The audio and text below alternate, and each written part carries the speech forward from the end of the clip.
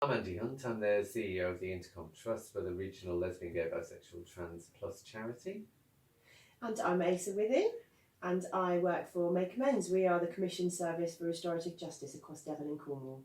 And the reason why we're doing this video is so we can ask some questions about Make Amends and what a difference that could make to some members of our community when it comes to LGBT plus hate crime. So what is restorative justice?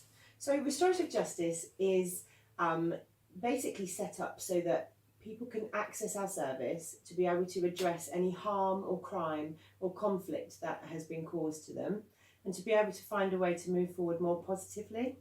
So it allows victims a voice to be able to say how they've been made to feel when they've been harmed in some way. It empowers them, and it allows the person that has caused the harm to take responsibility for their actions and to be able to address that in the hope that both parties can move forward positively in some way. Okay. So do you get many LGBT plus people coming to Make Amends? So do you get many referrals, sorry? We have had in the past a few, but not as many as we would like, to be honest. So I think the point of this video really is to kind of try and raise awareness to find out to kind of support people being able to access our service. So, you know, obviously hate crime is a big thing, and it does affect lots of people. So can you tell me actually, how does hate crime affect people in the LGBTQ plus community? In all sorts of different ways, you know, the crimes and incidences as well, because there's a big difference between a hate crime itself or a hate incident. You know, if you're walking down the street and you get called a puff, a queer, or whatever it might be, you know, that kind of verbal assault, that would be treated probably by the police as a hate incident, and that probably wouldn't go any further. But you know, that can have a really detrimental effect on your self-esteem, your self-worth, that kind of thing. And that's where we can support as an agency, you know, but also that could, you know, it could be around us making a referral in to Make Amends. You know, if our client wanted that, you know, we would talk about Make Amends and talk about restorative justice as an option for people. And you know, hopefully the more people that are aware of Make Amends and restorative justice and use our services, more referrals we can put through to the service, because it can, you know, it can be more serious than you know, just verbal abuse as well. You know, there've been some pretty horrendous hate crimes committed in the last couple of years, really. You know, and people are still reluctant to come forward and report directly to the police. People are still reluctant, who use our service, to allow us to third party report that for them as well. So it's really difficult, you know, when somebody's traumatized by something, to ask them to be kind of almost re-traumatized, to, you know, keep telling their story, you know.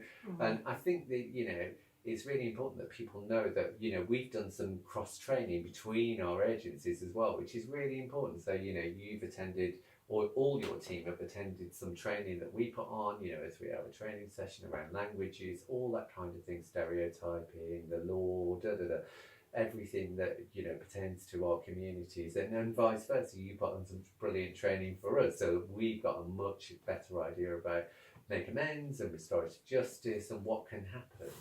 You know, so the hope is that, you know, we are going to move on to do a campaign around restorative justice for our communities, taking it forward into 2022, which we've just gone into.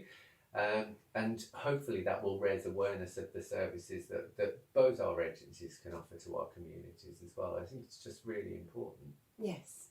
And you've said there about you making referrals into our service, which obviously is a really important referral pathway. People can self-refer into our service as well.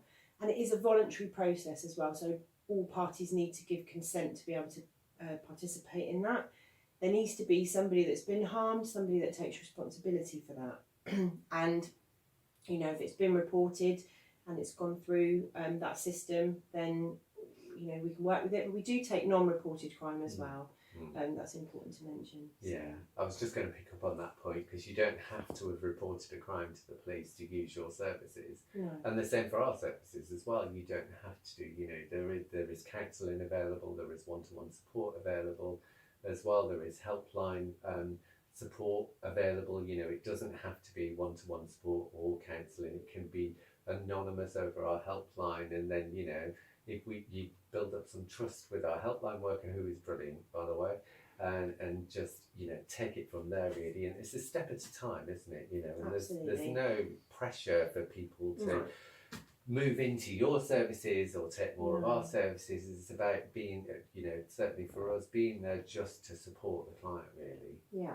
And we also work with harm in a wider context as well, so not just where there's been direct harm, but we work with secondary harm as well. So in a family context where somebody might have had some conflict or harm in their family, and it's not been reported because it's not kind of been listed as a hate crime, but there may be some conflict in the family home that people need support with trying to resolve, and we're there to help people with that as well. Yeah, and we're working with so many more families than ever before as well. So, you know, hopefully by doing this and getting the word out there that we all exist, then, you know, we can give a much better service to the clients that we're here for.